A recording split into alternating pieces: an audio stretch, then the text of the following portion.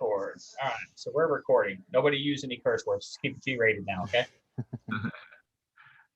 All right. So, any questions on why I personally feel I should have 3 reducers for this project? You can make the argument that the cart and the parts could be in the same reducer, which they could be.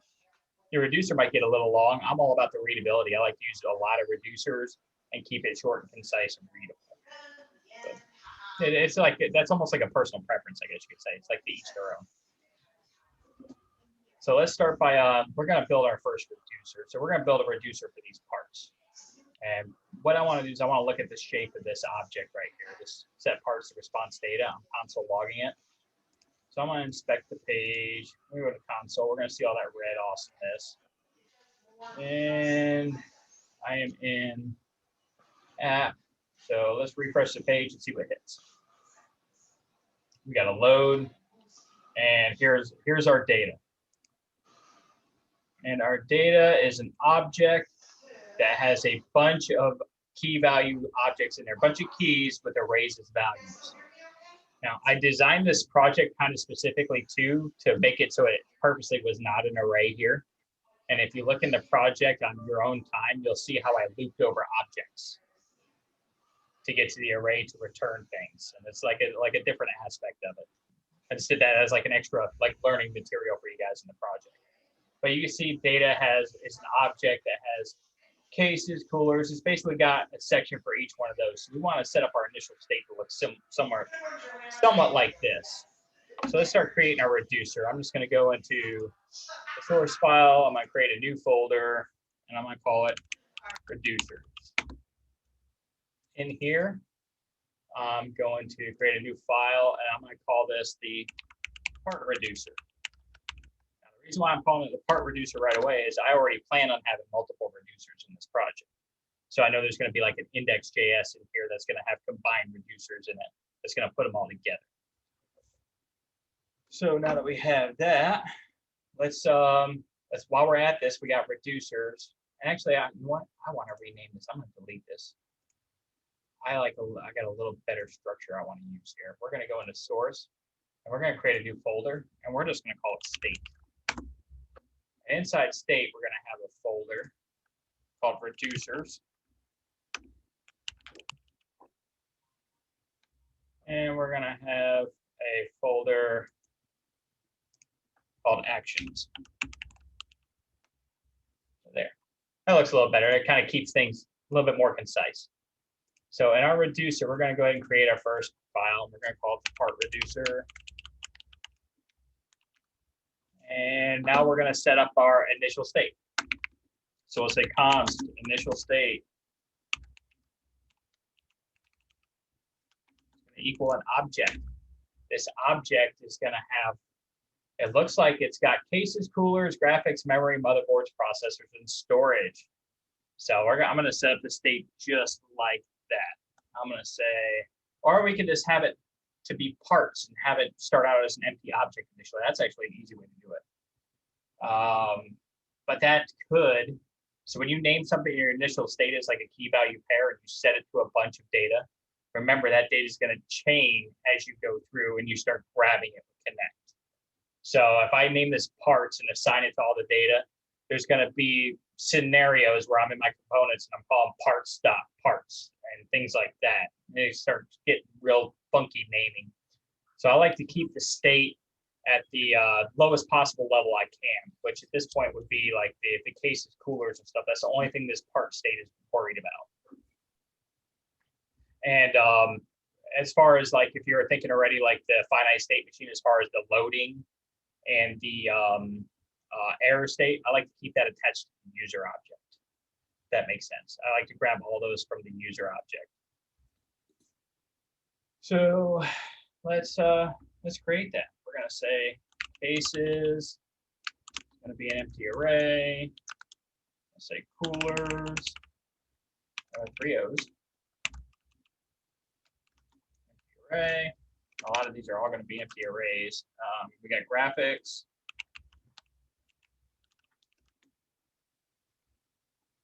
Empty array. Now I'm second guessing this. This is going to be a lot. You know what? let's just make the initial state. I'm just going to do parts. I'm going to do exactly what I told you guys not to do. So we got initial state parts just so we can move forward this as quick as we can. So now we're going to create the actual reducer. So I'm going to say export function. We'll call this the part reducer.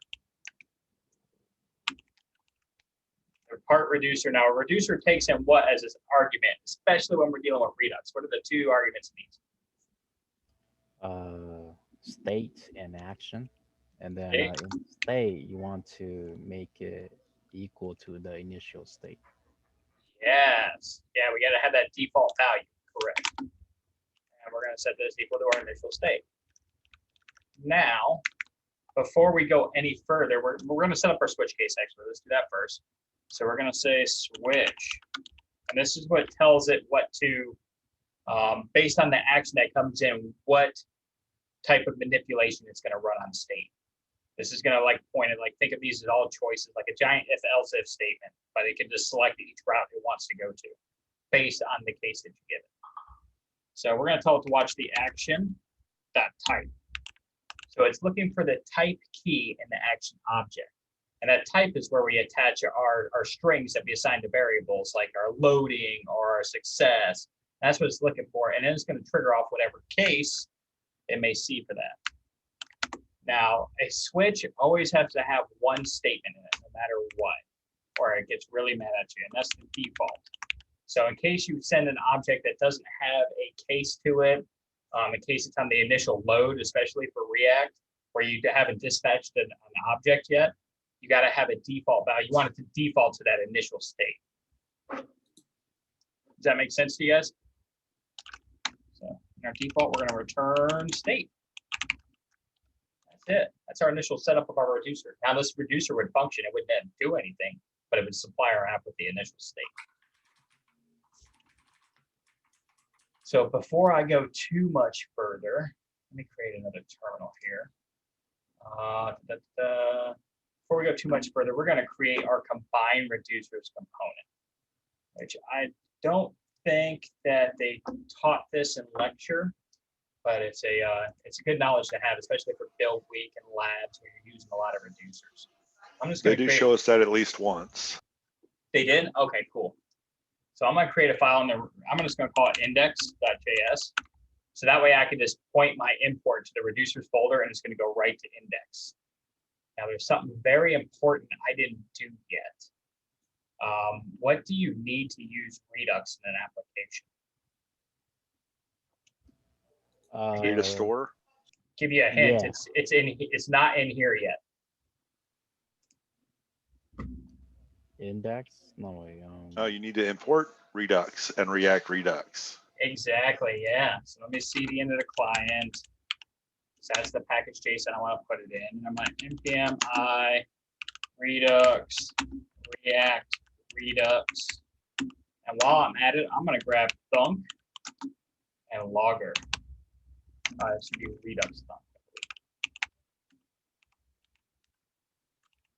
And Redux logger. And let's go grab those.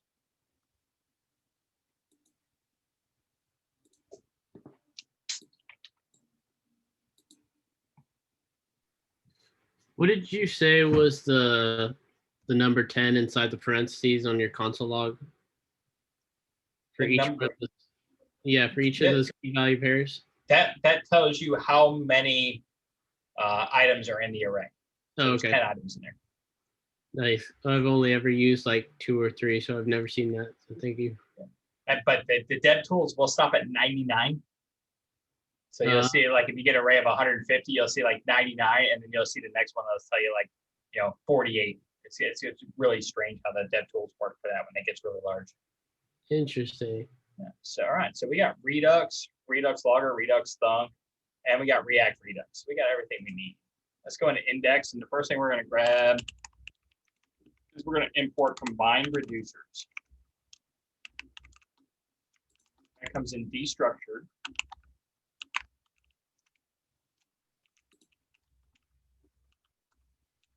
And we get that from Redux. That does not come from React Redux. think about when the reason why I set this folder up in like a folder called state. Think of every file that you put in this state. React has no clue about it. It doesn't know it exists. This is solely for Redux, all the state management. So it lives outside the React ecosystem.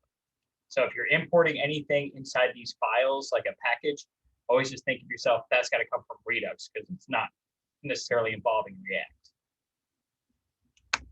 All right, and then let's grab our cart reducer or our part reducer. So I'm gonna import the part reducer. I'm gonna import it as parts. And I probably shouldn't do that because this is where we're gonna get parts.parts. You see where I was getting already? So we're just gonna bring it in. We'll just bring it as part reducer. And we're same directory part reducer. Now we have to export an object. We have to export the function combine reducers and give it an object that holds all of our reducers. Export default. And this is going to be, we'll call it combine reducers. Combine reducers, and this takes an object as the argument. And in this object, you basically tell it what you want to say. Like we got part reducer. So now we have that. And as you create another reducer, like we'll have one for the cart or one for the user, you just add them into this object. And when you do that, it's going to make it available to you in the store. So we have that set up. Next thing I want to do is I'm going to create some actions, I think is what we're going to do next. Because we want to make this reducer actually work before we move forward. Like the loading state or, the setting of the state, all that stuff. So initially, since this is our only reducer, I'm going to put the loading state and everything in here. But to do that, I got to create actions. And I like to match the action files to the same name as the reducer. So we got a part reducer, we're going to have part actions.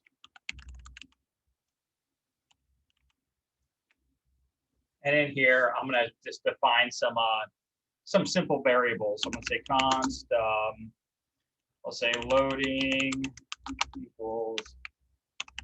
What I'm doing is I'm defining my initial cases for my reducer. Const, we'll call it success. We'll call it part success. That's going to equal.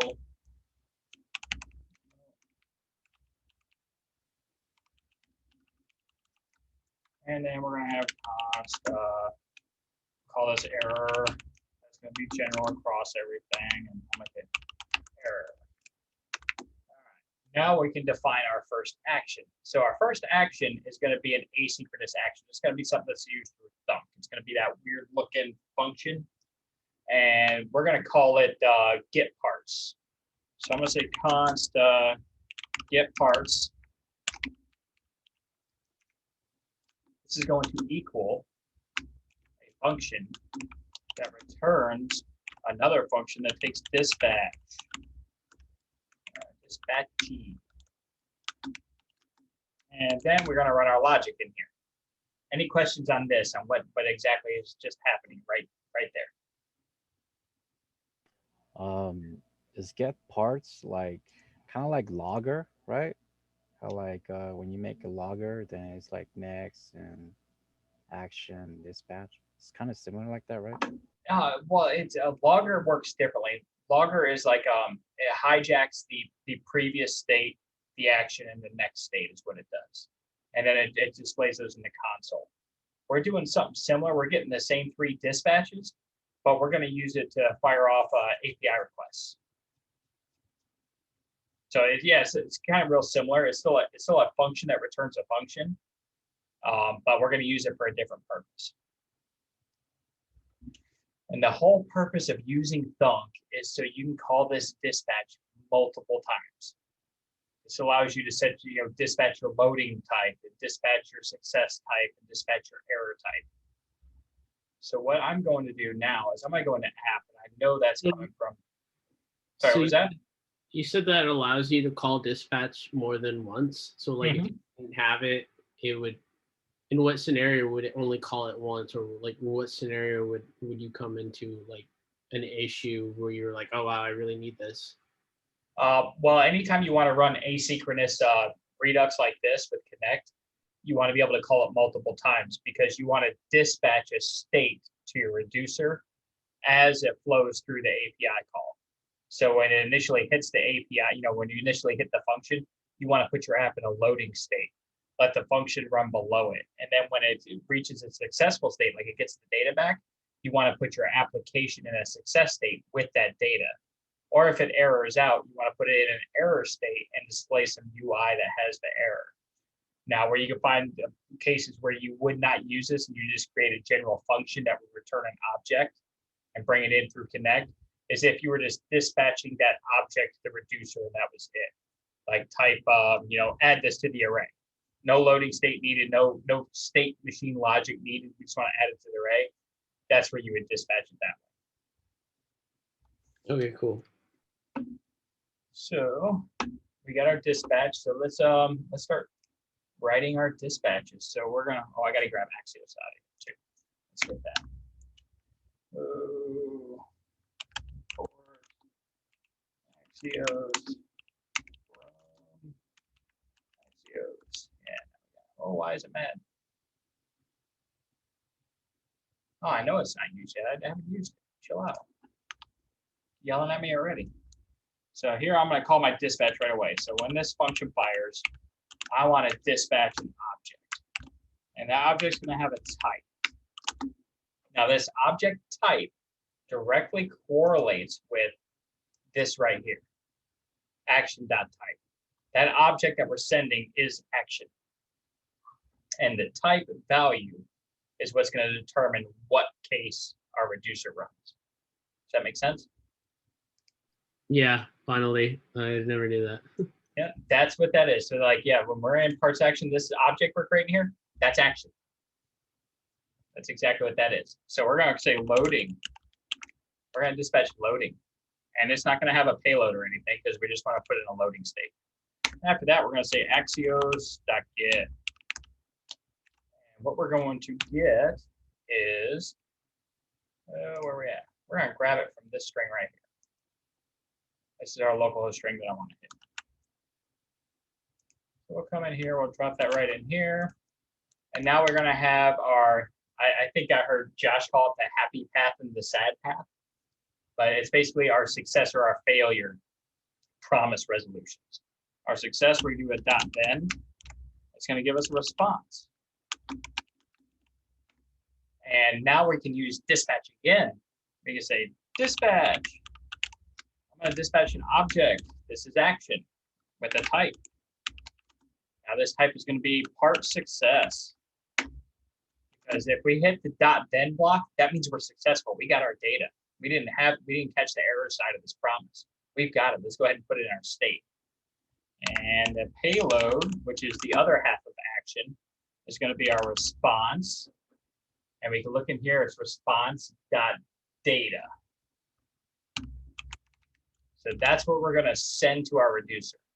And then, go ahead.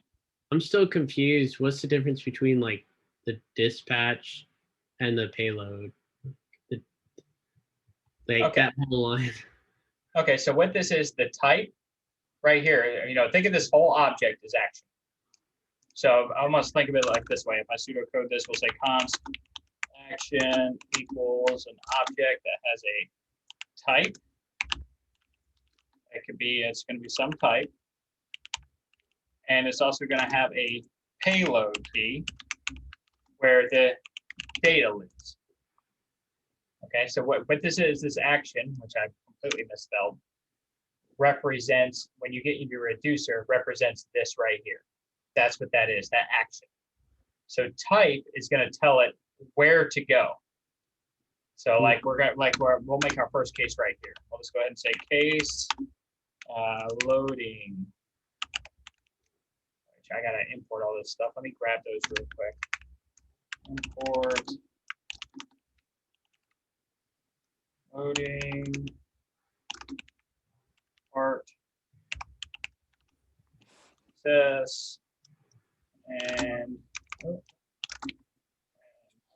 part, oh, I'm sorry, not part, error. And of course, I help the ship for this. Let's go grab these. They're going to come from our actions. So dot slash actions, parts actions. So we're going to give it a case of loading. And case of loading is then going to return, and it's going to return a copy of state. And we're gonna change this up. I'll modify it later. We're gonna give this loading. It's gonna be false. And we'll say error. It's gonna be just an empty string for now. Okay, so we're gonna spread out our state. We're gonna set loading to true.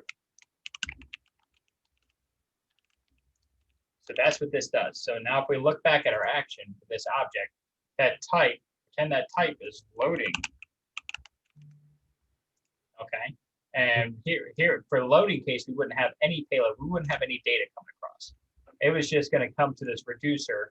It's going to see the type that matches that, and it's going to run whatever logic's in here. And that one doesn't actually have any payload in it? Correct. It doesn't have any data. Now our next one, which is success. So let's create another case. We're going to say case part success. This is going to return object that spreads out state. And here we want to set our loading back to false.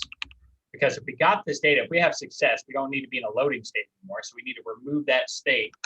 And then we're going to set our parts key to our action.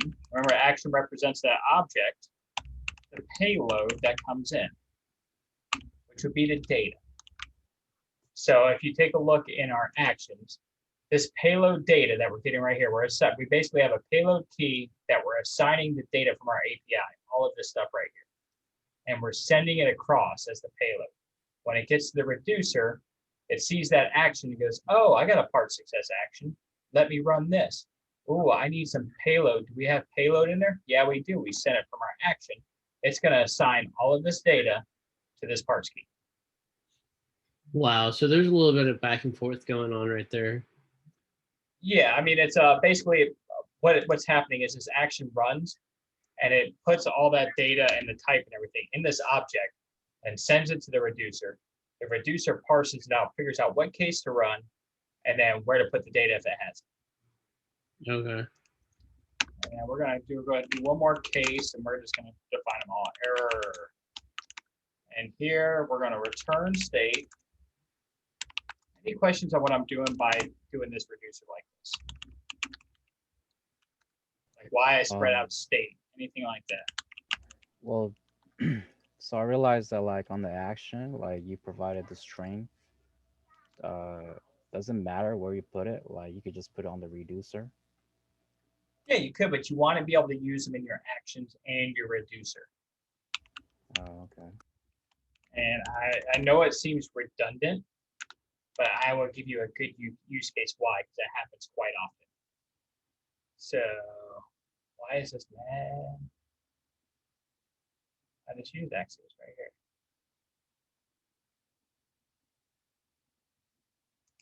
I'm not in the body of the module. Oh, it's because I'm above that stuff. Gotta love linters. All right, so what was I getting ready to say here? So by assigning these to strings allows you to get an error when you have a typo. So let's say these were just strings. All right, and I had this, I said dispatch this to the string loading. This would still work exactly the same way. And then in my part reducer, I had this set to a string, and I'm typing this out and I go loading with 2 Ds and don't pick up on it. What happens in this case is that you go to hit this loading state, it will not work because they don't match, and you will not get any kind of error because it's still a valid string. Does that make sense? Yeah. So you it's not that it's likely that you'll misspell it. It's just that if you do, you get the warning and you get the autofill. You don't get warning or autofill or anything with the string. Okay, I was like I was like, it's not any more likely because like it's just the quotes, and I didn't realize the case, like the argument was that you get the autofill and the squigglies. Yes. Not that it was, yeah. So basically what happens here is you get no errors, no nothing. It's just flat out not going to work. But let's say I have that action and I use my variable up there. So I actually use my loading variable I assigned. And then I come in here and I do the same thing, but without the string. I go loading. It's going to light up red right away. It doesn't exist. Even if you import it in up here, like you misspell it on both places, it's going to light up good. But when you go to run the code, you're going to get a big red error that says not defined. We don't know what loading is with 2 Ds. So you're going to get the error. It's going to tell you exactly where your typo lies so you can fix it. Otherwise, you're left searching through code for, like let's say you wrote like, I don't know, 10 different components real quick and you just re-rendered it to check everything. You got the error. You're going to end up combing through your components to see where your typo was because you didn't use this casting. So it saves you time on the errors, basically what it is. So now we have our dot then for dispatching. Let's go ahead and put our catch in for the error. And then we'll start tying this in. We're going to get back an error. And in that error, we're going to run dispatch again. And we're going to dispatch an object with a type called error payload. That is going to be the error.message.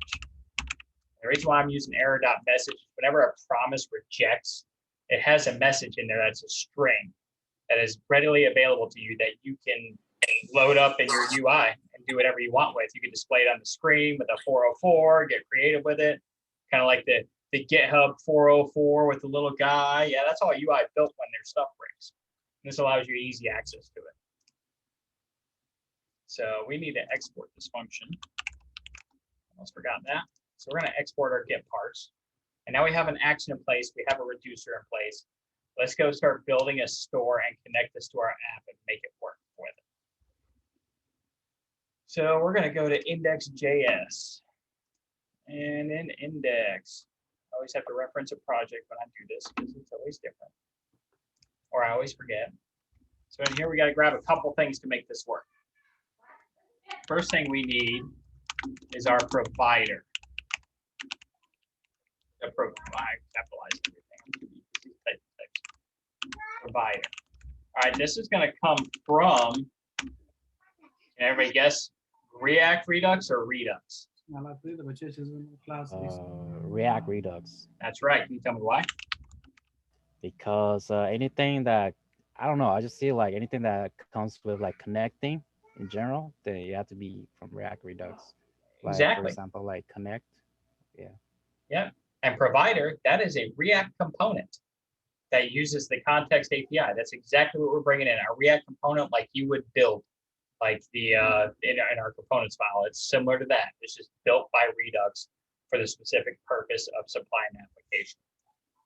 All right. Now the next thing we want to bring in is our we can call these we can call it root reducer or combined reducer, but let's take a look at how we brought that in from index. Okay, we call it combined reducers. So I'm going to change that name. I don't like that name. I'm going to call it the root reducer. All right. Oh, wait a minute. Actually, it's got to stay combined reducers. All right, I got to move this out of the way. I'm getting too creative with the naming here. I got to do it in the file. So let's go back over to index. And what I'm going to do is I'm going to import combined reducers. I'm going to do it as root reducer. I'm going to get this from our file. We're going to go into state. We're going to go reducers. And this is all you have to type because we put that in the index file. So now we have our reducer. I want to import the create store. That's what allows us to create the store for Redux. And the apply middleware. as our thunk method we need for our actions is middleware. So we need to get that from Redux, so we can use that function and run it asynchronously. And it's all going to come from Redux. So now we have our provider. We have, oh yeah, we're getting errors. Error is not exported from actions part actions. It's not. No, none of them are. Let's fix that. Shame on me.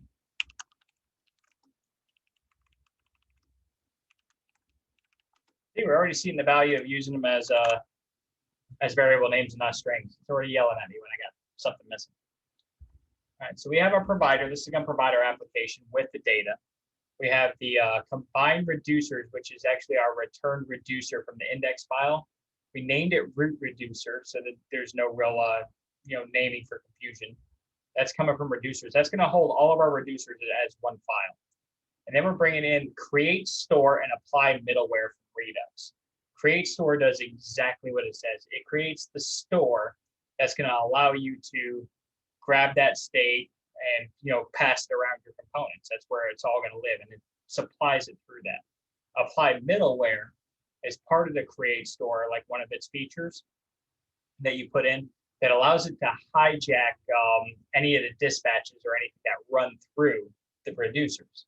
So it can hijack it. They could look at it once it's almost like the bouncer at the bar, I guess you could say, or at the nightclub. It's letting things in, it's turning things around, it's deciding what to do with certain things by the conditions, whether they're met or not. And sometimes it lets everything through and it just logs stuff in the console. So speaking of that, let's grab the stuff we need for that. We're gonna have to import thunk.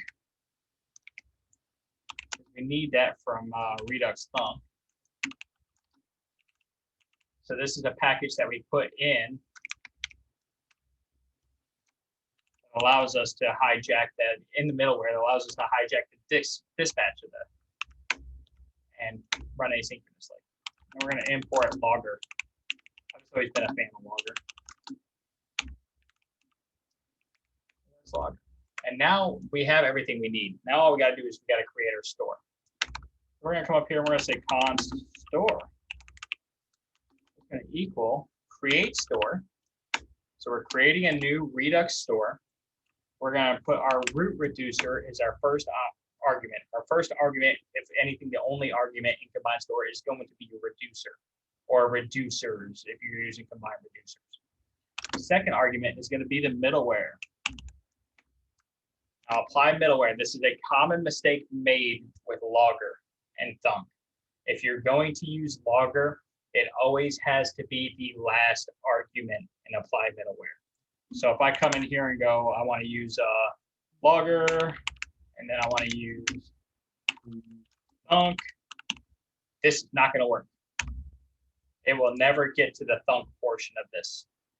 You'll sit there and be like, my code's broken, I don't know why. And then you'll say, oh, I just got rid of logger and everything's better now. Logger must be broken. It's neither. It's the order that which you put them into the apply middleware. So if you always remember to keep logger at the end. So if you have like some other middleware in here that does, I don't know, some middleware,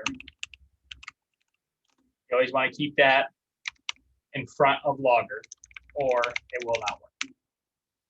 Any questions on that? What does logger do that prevents the next middleware? I'm not 100% sure, but I believe it takes like for each method it has like total control of it. It doesn't let anything pass. It's always watching for a change. So you always want to run everything else in front of it and then have it watch so you can set some previous state, your action, your next state, and it's going to sit there and wait for the next one again, and then it'll run through the chain again. But if you put it in front of it, it's just going to stall. Okay. I never looked at the source code to see exactly why. I just know it's really common and it's got to be at the end. Yeah, that's a tricky one. You gotta write that down. And then next is the provider. Provider is our Redux React component that Redux created for us. gonna open that up, and that's gonna surround our app. Oop. And the provider gets a store. It's got a store prop. So when we type this in here, we're defining a prop called store, and we're gonna set it equal to our store that is our Redux store that we created. So this is basically provider has a prop predefined in a source code called store, and we have to feed that a value of the store that we created. So that's why it looks a little redundant, store equals store. And now let's see what my error is. Import confined reducers is not exported from state reducers. Let's take a look at that. Oh, I exported defaulted it. Let's do this.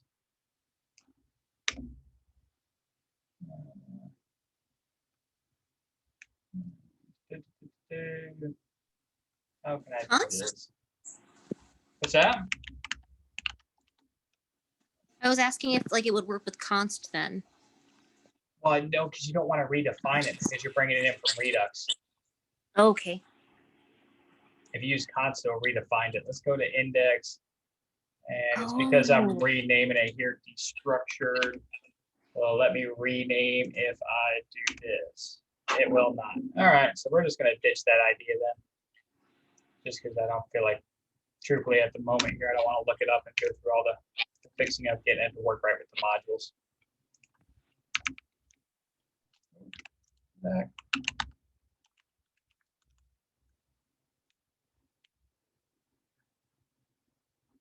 Reducers. There we go. Now it should be unbroke.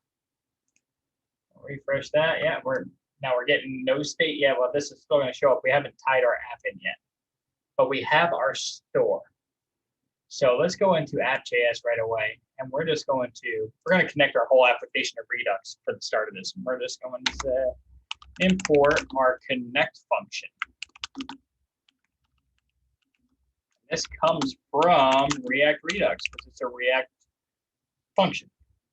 The reason why it's not capitalized is because it's not a component. It's not a React component. It's a higher order function that surrounds your React components and like hijacks the props.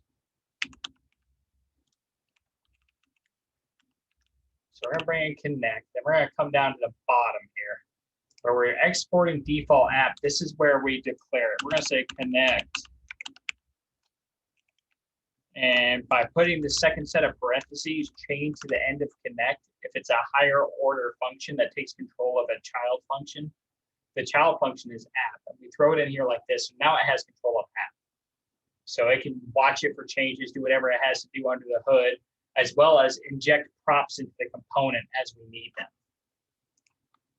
And as of right now, the only things that we're going to need, I believe, are we need our action, our action for our GET request. So let's import that in. And that was called GET parts. Get that from the state. That one. State actions, parts actions. So connect takes two arguments down here. The first one is state. So that's like where you see the map state to props. It takes a function here that returns the state. So we're going to build that real quick. We're going to say const map state to props. And you can, this is still a banana where you can actually write this function right in connect if you wanted to. Equals a function. And this function is going to take in, I'm going to call it state. Basically what it's taken in is that's like a banana word for state. And we're going to say in here, we're going to say, the only thing I really want access to right now is the parts. So we're going to say parts.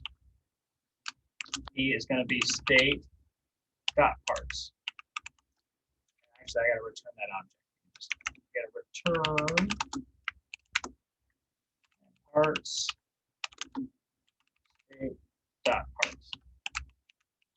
So this is what generates our state. We're going to throw this right in the first argument here. So we're going to say map state to props. So now, if we go up to our app and we just type in props up here, and we're going to console log them.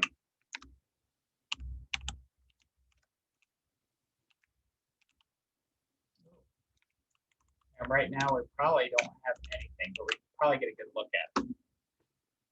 So let's refresh this app. And if you look, line 25 right here, I've got a key of parts, which is undefined, and it's got a dispatch of an action. So my parts are undefined. Well, I should have an empty object. Why am I not seeing that? Take a look at some of my cheater code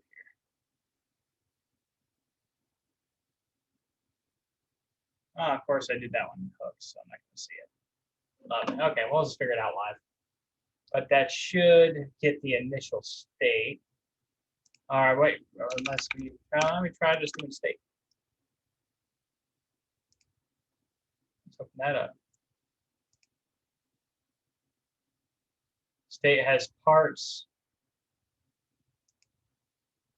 And it's got a part reducer that has parts in it. Okay, so state dot part reducer. Maybe there's a quick way to change that. See if that shows up. Parts is now an object that has everything in it. Yeah, okay. So I messed up. I called state dot parts when we want state dot part reducer because our reducer is where everything's living right now. And we can say it's part reducer. We only want the parts. We'll chain it one step further. So now our props should only have a parts object that is empty. Yep. Okay, so we're properly connected. Now we have to inject an object. This is our dispatch objects to props. And in here, we're going to use get parts. And this is shorthand within this object as well.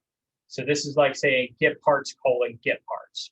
The names are going to be the same, so we're just throwing them in there at once.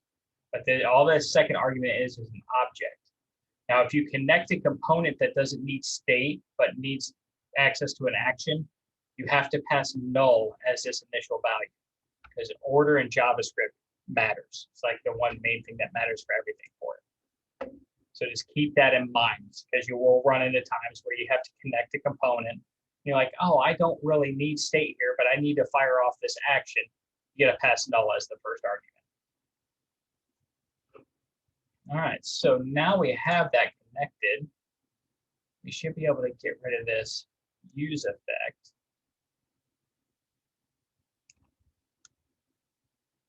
And let's comment this out. Let's start breaking some stuff.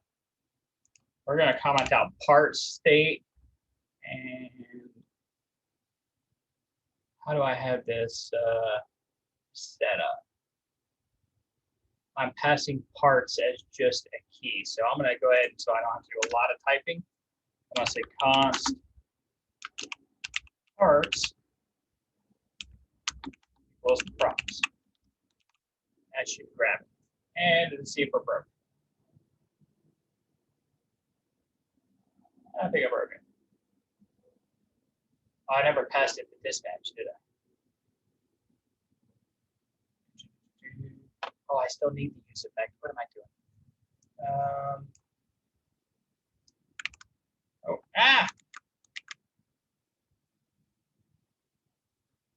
Let's bring this back because I need this. I just don't need this part of it. I got to get my dispatch out of props. So I'm going to say props dot get parts and invoke it. That should do it. Bam. Well, we got some loading. Oh, we got success. Everybody seeing the logger hitting there? So what logger does is it gives us our previous state. So we'll go down to, like, this is loading. This is the first one that hit. You notice how that worked? We hit loading, and it put it in loading state. And then after that, it hit the success state because we got success. And if I go into action and purposely make this fail, like I save this, do it again, and refresh.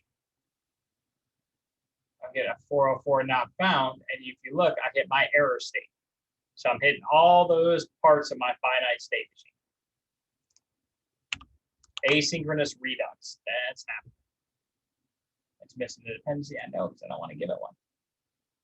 So you see, we got loading, and then bam, success. So this allows us to have like loading triggers, things like that happen. Pretty cool. Kind of like the last sprint where I had the, I believe I had loading on the Bubbles project, maybe, or maybe it's one of the projects I did right before that, where they had like the little loading screen that would show up. That's how they're doing it with that state mechanism. So now we have our data fed to our app. Any questions on that? I actually ran a full hour. I'm slow today. I'm sorry, guys. I just was wondering, what does map state to props do again? Map state to props is a function that is a callback to connect.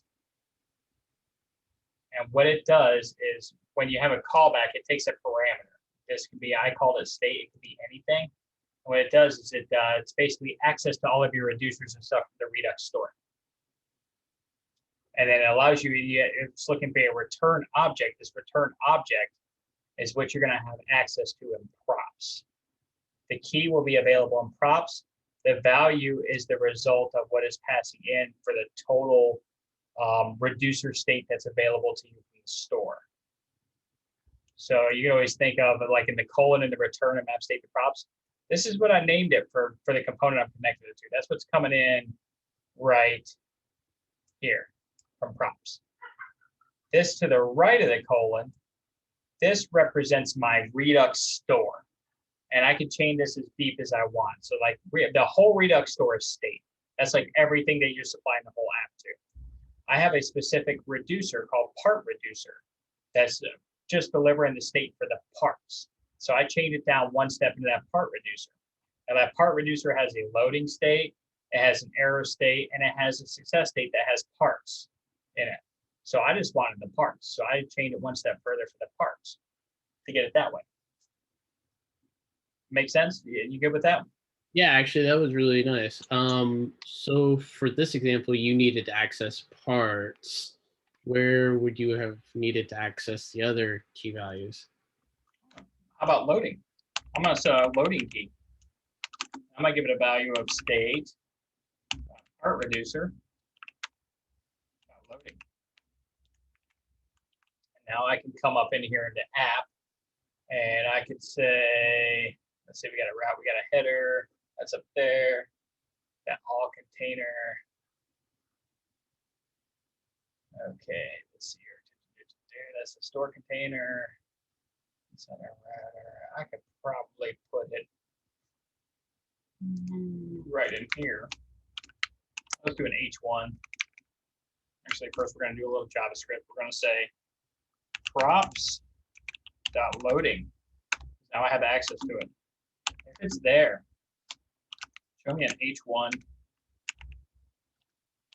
that says loading with a couple dots. Or yeah, arrows, they count. Nah, that's yelling at me about those. You might not like that. And save. Now, if I refresh this app, I don't think we can see it in there, can we?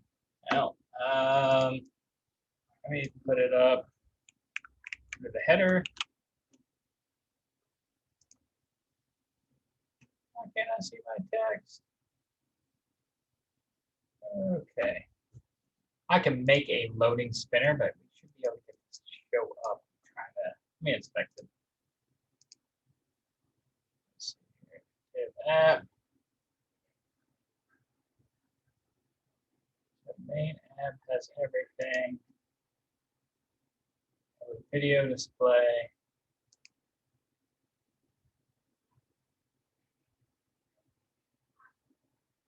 All right, so that div. We're having narration. So where would I put this for it to show up? Should I go above the header, see if it pops up? Yeah, there it is. So now if I refresh this page, we see loading. Nice. And then when it's done, loading goes away and we got our stuff. So that's basically what it is. That was just a quick, like, kind of janky way to throw it in there and show you guys, but you can build like fancy spinner components. Matter of fact, Material UI has some really cool spinners that you can put in, and you can build a loading component where you set like the width and the height to 100%, and give it a Z index and set the opacity on the background to like half. And whenever it goes load, like the screen dims and you just see this big spinner in the middle, and then it comes back out. It looks really professional. And it's really, really easy to set up. So yeah, that's pretty much Redux as a whole, asynchronous Redux. I don't think we're going to go too much further because of time. I might try to show you how to connect these things. Like, for example, the store container right here, right? That needs access to our parts. However, if you look, the app itself does not need access to the parts, right? So why are we even bringing this in the app? We truthfully should be bringing it into that component. That's how this should work. So here we have the app connected for like our loading state, but anywhere else that we would need these parts, like the store container. Let's go into the store container. In the store container here, we're going to grab connect.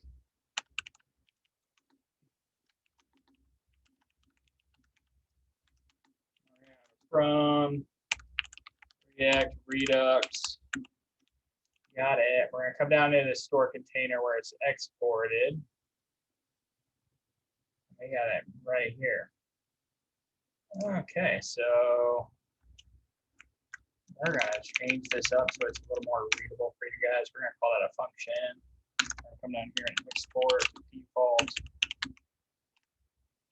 Default it down here. So this would be the store container. All right. So now we should still be running, shouldn't be broke yet. We're going to wrap this with connect. So connect. First parentheses where our parameters go. The second one is where we take control of our component. We got it now. No surrender. It's ours. Connect has a control. All right. Our first value is map state to props, which remember I told you guys it's just a function. Let's just create an anonymous function here. I'll show you another way to do it. I'm just going to create a fat arrow function. And I'm going to say we're going to take state in as a value. And then my return, implicit return is going to be an object. That's going to be in parts P. And it's going to return state dot part reducer dot parts. There, I just wrote it right in there. Now let's go ahead and take a look at our props for the component. We got props. We're going to console log the props.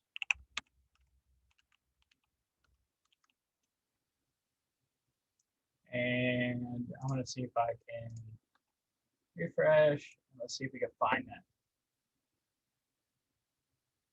Console store container. Let's make sure we got the right stuff. Oh, we got all our parts right there. So now props.parts is now that. So we can go into app and I could take this and erase it. And it should still function. We'll make sure. Success. Yeah, we're getting everything. So now in app, we're no longer passing props from app. We don't need it. Now let's take a look at what else we have that needs parts. The category container needs parts. Let's go knock that out real quick. Let's go to category container. And yeah, let's ditch that way. Bring it down here. And this is category container. Yeah. All right, so we have that. Let's grab our connect function. We want to connect this to Redux.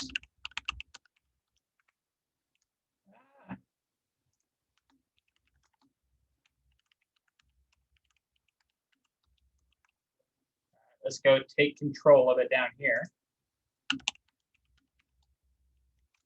Parameter.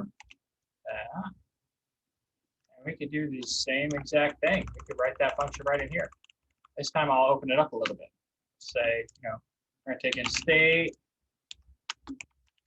arrow. I'll even open it up, and we're going to return an object. That's called parts. state part reducer.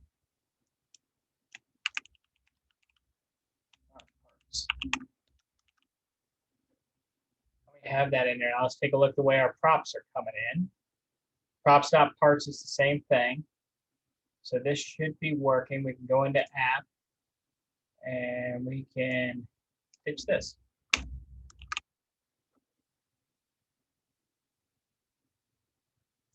We should be good. Everything should load. Everything should work. Yeah. There you go. Processors. Yeah. There's our category container. Still working. Motherboards. Yeah. So we're good. Everything's working. And now if we go to app, we no longer need this. Go up here, make sure. Don't need that anymore. Gone. So you see the power redux and actually what it's intended to do. It's not meant to just connect app and like give app the whole state and then pass it as props anyway. You want to connect each component to redux that needs a certain piece of state. Truthfully, by the time you get done, app should have no state in it whatsoever. Maybe a toggle state here or there if you're trying to do something. But that should be it. So there, we connected those. We don't have parts. Any questions at this point? What did you do that allowed you to comment out line 92? Line 92 right here.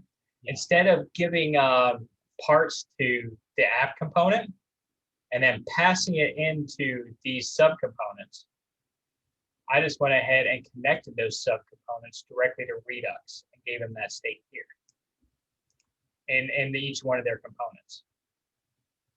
Okay. So that way you're not prop drilling. You're just grabbing the props where you need them. Nice. Let's see what else we got here. There's the get parts there. Do you have any good examples of using hooks instead of connect? Oh yeah, hooks are my jam, man. You guys want to see hooks in effect real quick? Absolutely, I love hooks. All right, so what I'll do is I'll come into this store container right here where we got connect and we're grabbing the parts, right? We're going to come in here to React Redux and we're going to grab use selector. And we'll go into our component and we'll forget this, these props, we don't need them anymore. And I'm going to say const, I'm going to call it parts equals use selector. Use selector takes a callback that works exactly like map state for props. So it's going to take in state, and we're going to give it an arrow, and we are going to return. I think I can just type in state dot parts reducer. Or is it parts reducer or part reducer? I can't remember. Let's go down and take a look. Part reducer. So state dot part reducer dot parts. Now we can take that parts object, we can ditch the props. And where we have props, we no longer need that.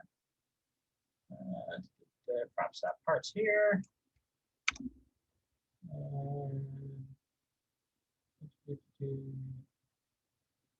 I'm probably missing one who's going to yell at me. So at that point, we can eliminate connect altogether. This can go bye-bye. Yes, did we blow it up? Let's find out. No, we're still good. And we no longer need props. I used the use selector hook to grab the state I needed. So that's one of the two main hooks of Redux that Redux has. So another one, we'll use an app. Like, how many people think thunk is confusing, right? It's like it's a function that returns a function and then returns an object, so you can call it dispatch multiple times. What if I told you you call it dispatch multiple times with Redux hooks and never need to use that thunk again? Cool, right? Sign me up. So what you'll do is you'll actually write it like what you're used to. So here you can see we are grabbing our get parts action here, right? In this use effect. And this use effect, when we have it with Redux hooks, I can actually asynchronously do this right in the use effect. So I'm gonna bring in what's called use dispatch. And this is gonna look real similar to like some of your React router stuff. We're gonna say const dispatch equals use dispatch. And boom. Just like that, we have access to the dispatch object and can use it as many times as we want. So I can come in here to use effect and I can say dispatch. And I can dispatch my object, which we will have to bring those in from the actions at that point to use it here. So let's import just loading part success. Yeah. And what's the error? I think I called it error. I remember I had to go look at it's from state. One more. Good. Oh, because I'm not. Yeah, I'm sorry, man. I didn't mean to do that yet. There, stop yelling at me. All right, so here we're going to call our dispatch. I'm going to dispatch the type of loading.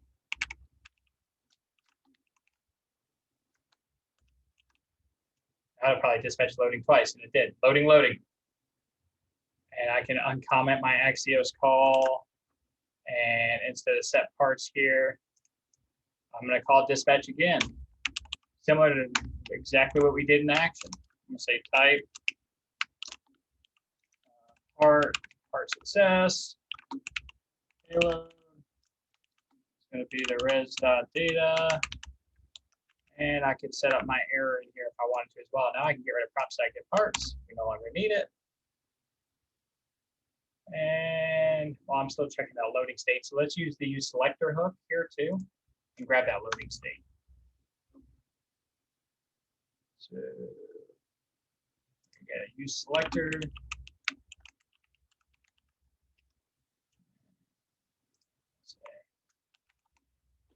I only need it for loading, so I'm just going to name it loading. It's going to be a loading variable.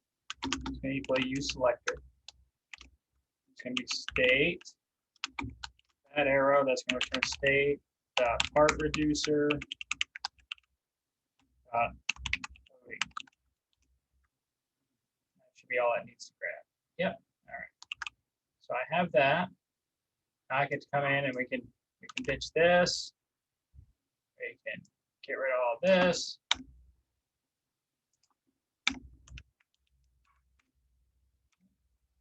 That we can come up here. Loading's right there. I don't want to watch props loading. I just want to watch loading now. So I no longer need the props. I don't even need this anymore. I don't need my action. I don't need props anymore, but we'll run this, make sure it doesn't explode. Connect is defined and never used, I know. Let's see if it works. Hey, look, we're still working. I just completely got rid of connect and everything. And doing it this way, we just ran our asynchronous dispatch right in use effect. So I can come into the parts action and all this go away as well. It's where all you'll have in your actions at the end of the day is variables tied to strings. So basically you just mesh action into their component. Yeah, so basically I put the action right in the component on the use effect. Now you can still write action creators in here. So like, let's say we still want to use the function to kind of like keep our code clean. You no longer need the thunk though. So you could take this and, oh, I gotta remember how I did it.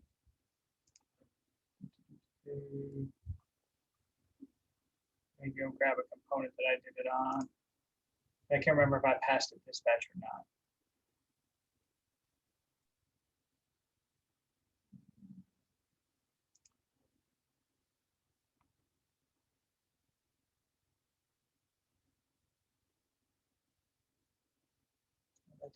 There.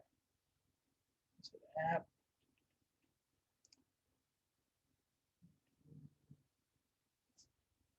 variable state in apps. That's the store container.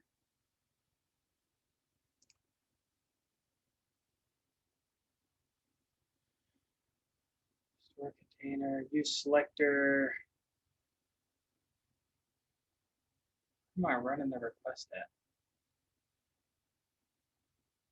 It's gotta be an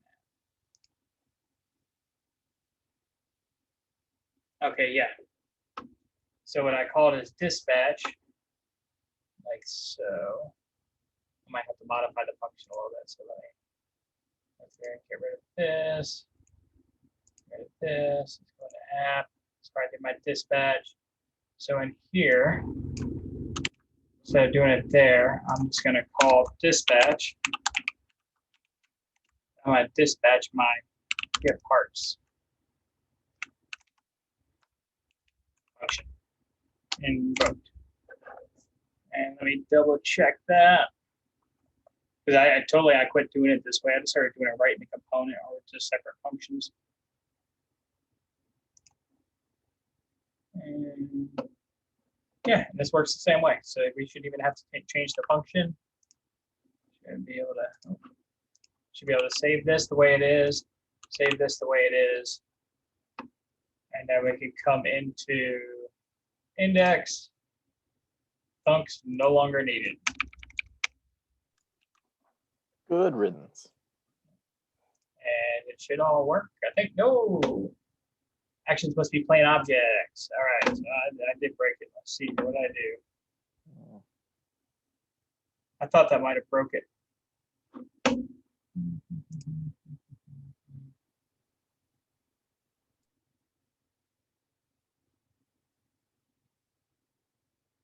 See if I type return there, it's going to do that.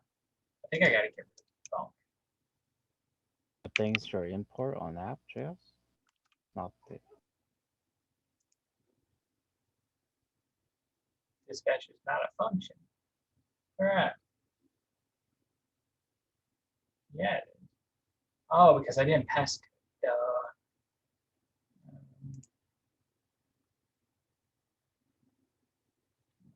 did that backwards.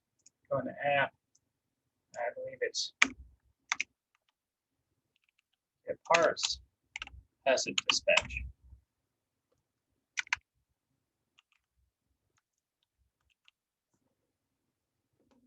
This works. Yes, there it is. So I just took my action. So let's go to the part action. I made it just a regular function now.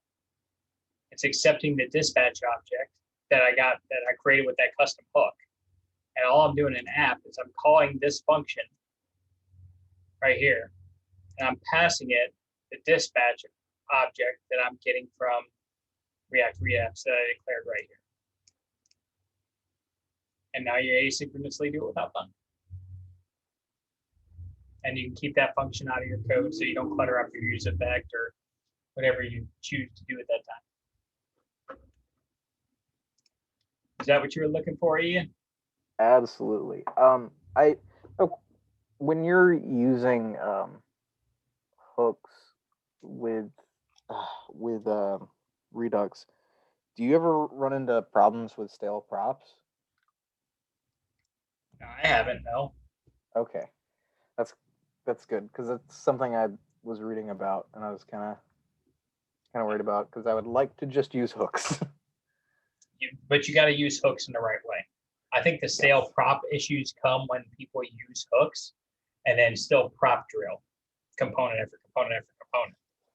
Yeah. You want any component that's dependent on state, you want to go grab that state within that component. The only time you should be drilling any kind of prop, truthfully, is if it's not a stateful function. So if it's something function that you made that needs to do something that doesn't involve state, yeah, pass that as a prop. Or if you're mapping over a bunch of child components like cars, things like that, you have to pass props to get that to work. Like, a map function is going to get a prop of some kind of individual key, ID, things like that. But any parent component or any component that's dependent on state, you should have the use selector hook grabbing exactly the state and only the state you need for the component.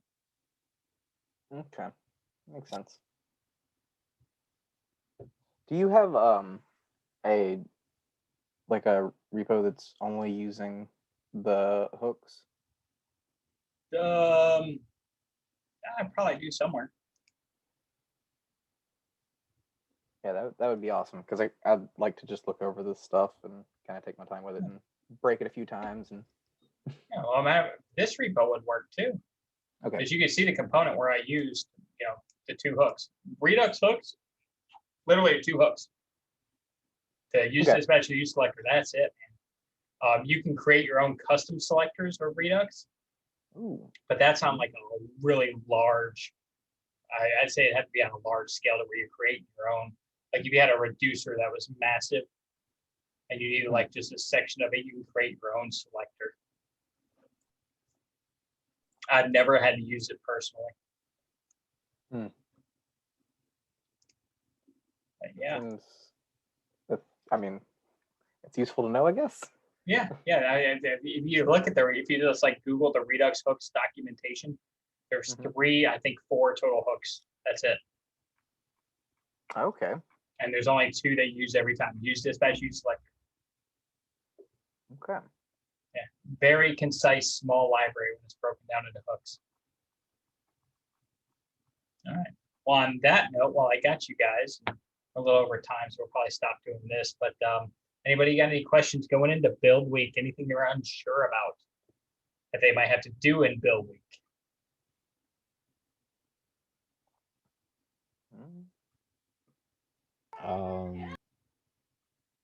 Are we just doing like client-side authentication and Redux context? Context API is optional, and then See, it changes every time I turn around, but the former requirement was you had to use Redux on build week because it's very important that you get this skill. And I would recommend using Redux on build week, even if you don't think it needs it. Use it anyway. Just get the practice, get the reps. But MVP on build week, since I've been around, has always been pretty much everything you covered in the unit. You're going to have, for unit 3, you're going to have client-side authentication. So you're going to need your Axios with all stuff, your protected routes. You're going to have some kind of global state management system, preferably Redux in play. But you're allowed to use Redux hooks. You don't have to use Connect. So when build week comes around, as long as you use Redux, it's fair game. You can use the hooks if you want. And you have to perform full CRUD operations, minus a GET request. So your updates, your deletes, you have to be able to show that you can write all those and do stateful logic for them all. And that is pretty much MVP for Unit 3. do we also provide tests? They've never made me test before, and any of that, even as a team lead and stuff, we've never had to enforce testing for the build week project. But that could be changing. When they do the build week kickoff tomorrow, they're going to give you a grading rubric. They should, a rubric, so you can go over it and see exactly what's required of you. The main objective is you want to hit all them little points for your personal MVP, but you want to build out all the features that the project MVP requires, because that's another part of your grade. So if it requires that you're able to, like for recipes, if you're able to post a recipe, you want to be able to edit a recipe, you want to be able to share it with friends, even if like the back end's breaking on you and it's not working, you still have to show that you put the logic in place for your end of it for that project MVP to work. But yeah, that's pretty much it. And personal opinion, this unit is very hard. Unit 3 is, like especially with Redux and everything else. But when it came to build week for me, it was like the easiest build week I've ever been on. Because our technical debt's real high. We're using a lot of technologies that are difficult to use and new to us. The actual code we have to write is a third of what the Unit 2 developer and not even close to what the Unit 4 developer has to write. If you grasp all the concepts, and like let's say you had a functioning backend and Unit 2 had their forms built, you just had to knock out 2 quick update and delete forms and do your stateful logic, you do a build week project in a day for Unit 3. Wow.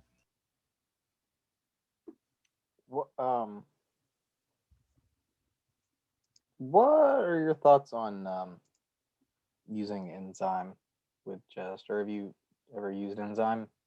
I've never used Enzyme. I've always been a like a Jest slash I've used some Mocha a couple times. I don't know, I've Okay. always disliked Jest. It seems to be like the norm what everybody asks for. I Okay. just got really good with it. Like if you ever guys ever want get a little bit of extra cash floating around and want to get really good at testing, the Kent Dodds testing JavaScript course is phenomenal. But it's $300. All right. I mean, absolutely phenomenal. Anything and everything you wanted to know about Jest, test runners that run TypeScript logic, linters, prettier, setting all that up through the command line, like GitHub Actions to protect your code base. He does all that. He goes over React testing library, testing node. It's insane. That guy is amazing. And what's it called again? It's called Testing JavaScript by Kent Dodds. And for those of you who are wondering who Kent Dodds is, he's the guy that created and maintains React testing library. Oh, okay. Well, that So makes sense. he knows a thing or two about testing. That makes sense. Now, if you'd like to find a free tutorial on Enzyme, there's one available at sitepoint.com, I believe it is. Let me double check that. Okay. And from my personal experiences, like with Mocha and stuff too, they all work about the same. They truly do. Okay. Yeah, Um, I was thinking about just using them in I don't know. I was just using when I was using just it's just I wanted to do some simple little tests in between. It's just like it's too much. yeah, it seems like there's a lot of extra typing with Jest. Which I've been credit again to Kent what he did with React testing library to kind of concise that thing with like the new user event object. Now you can actually just like user event dot type. It almost feels like you're using Cypress. Oh yeah. Yeah, it's like, oh, that's that's so great. good. It's It's so good. Yeah, that's great. That's awesome. Yeah, double check. If you go to sitepoint.com and go to the blogs, Mhm. scroll down, and the testing React with Jest is still on the first page. And about halfway through, it goes from Jest to Enzyme, although it tells you at that point, most people are now using React testing library. And it has a Okay. link to a separate tutorial on that. Okay.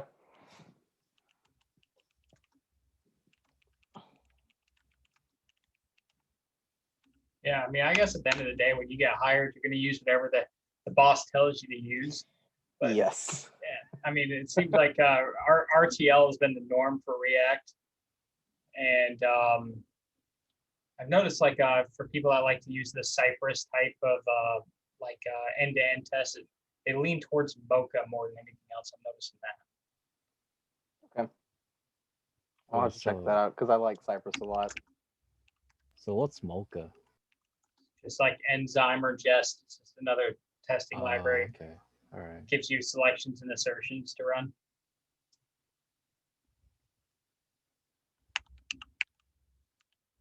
All right. And the current code is pushed to the repo too. So if you guys want to grab this or anything like that, it is good. Chris, what's Blazor? Is it a program that's used instead of React with JavaScript? Blazor? Blazor, yeah. I don't think I've ever heard of Blazor, to be honest. Blazor is similar to React, but it's built on C# rather than JavaScript. Yeah. Ah, okay. I've read a little bit about it. Okay. Kind of like what Dart's trying to do.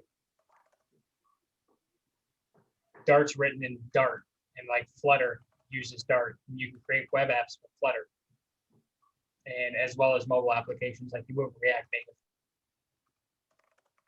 To a different language, and then you got Vue is really cool. If you guys are ever interested in checking out Vue, that's pretty neat. It's starting to gain some weight in the community as being used. And I would tell you to learn Angular, but nobody should have to go through that pain. Damn.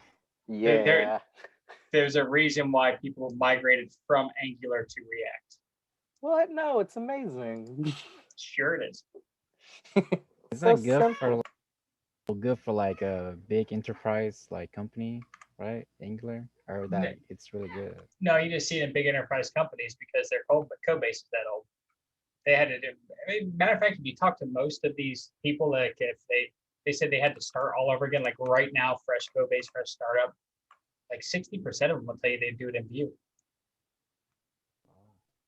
But yeah, because React's got a React community usage, you can't beat it. That's why Silicon, because it's open source and everything. And Angular, it's a similar reactive framework, but it's very strict in how it's written. It's very strict in what you can do with it. And, it's just not fun, man. It's like writing web apps in Java. It's just, you shouldn't do that. It's like, yeah, you can do that, but what are you, a psycho? Yeah, you can, but why? Why? Why would you do that? But yeah, if you guys ever want to learn like extra things, there's lots of things to learn. From me and my job search experience that I'm currently receiving, of things that I've picked up that people are like waving flags at and saying, yeah, we'd like to get on that. That's fairly new. TypeScript is huge, and it's only getting bigger. To the point they put out a release that they're actually going to be, I think it's the 2022 release of the JavaScript updates. It's going to have TypeScript included in JavaScript as the language, as a core. Oh, nice. Yeah, so TypeScript it's basically like, everybody knows JavaScript is really loose. You can do almost anything you want. You can turn a Boolean into a string, into a number, into a string that's a number, and vice versa, and even check to see if it's equal. And with TypeScript, as you're writing your code, it eliminates you from making those errors where you accidentally change the types of a function when you reuse it and things like that. JavaScript is the only language I know where 2 and 2 can be 22.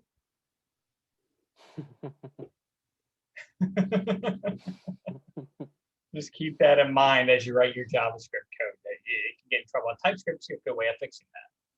It keeps you honest, and it's very powerful. It's a little bit of more of an initial setup when you're setting up your interfaces and your types. But as you start writing out the application, or even an existing code base that has it, the IDE power is amazing. You could with TypeScript, I can go highlight over a function here. And if I have types declared for this function, you can see I've got the TypeScript extension and stuff in here, so it's already telling me props is any.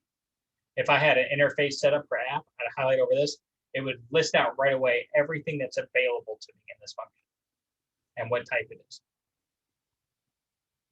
So you start typing stuff in here, like you start typing props, they'll start auto-completing for you. You can just push enter for the things that you want. It really speeds you up on the back end of an application. Not back end server side, but back end is like close to finishing and writing your components. That it's more than worth the initial setup. Actually, I think I got a React app with TypeScript. I can show you guys if you want to see it. See if I can find it here. Well, let's kill all this though. We're not using this anymore.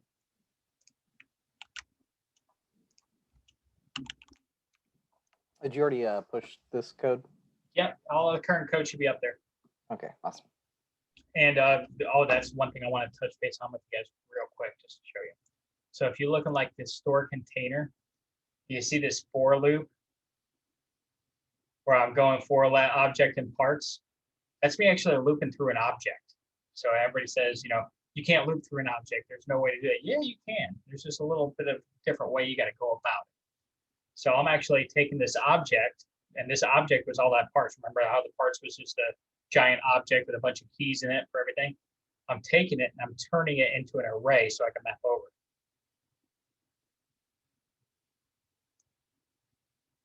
It's called the for in loop.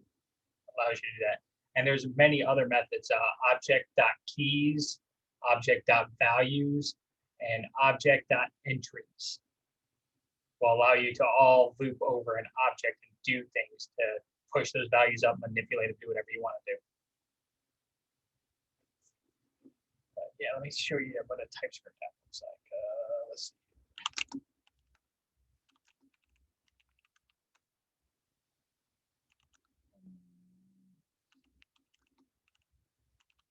This is a little like side project of mine. I'm building an online single table Texas Hold'em poker tournament application that allows you to invite friends and only friends to a single table poker tournament table and play poker. Have fun. The Friday night poker game come back to life.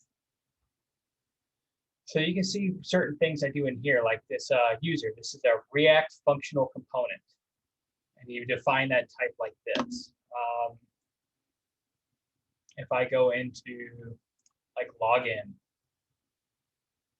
yeah, I'm trying to find one more. I might be declaring props. Oh, you see, I'm using useState here. I'm declaring it as a login state.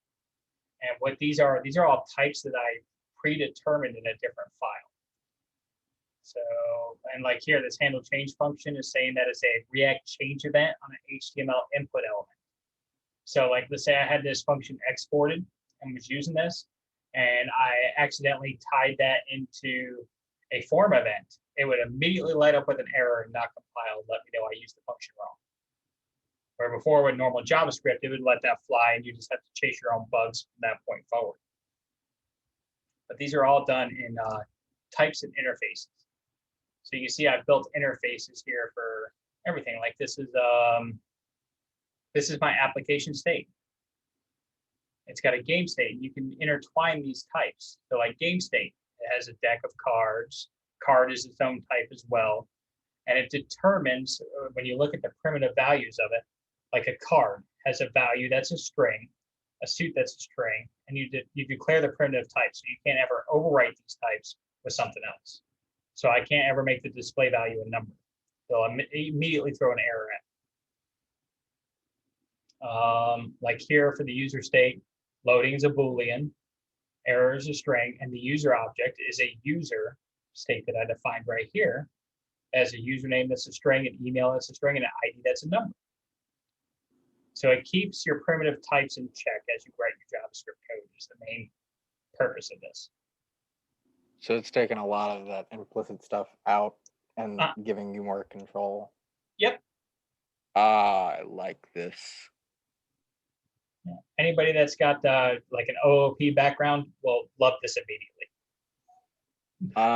Okay. Well.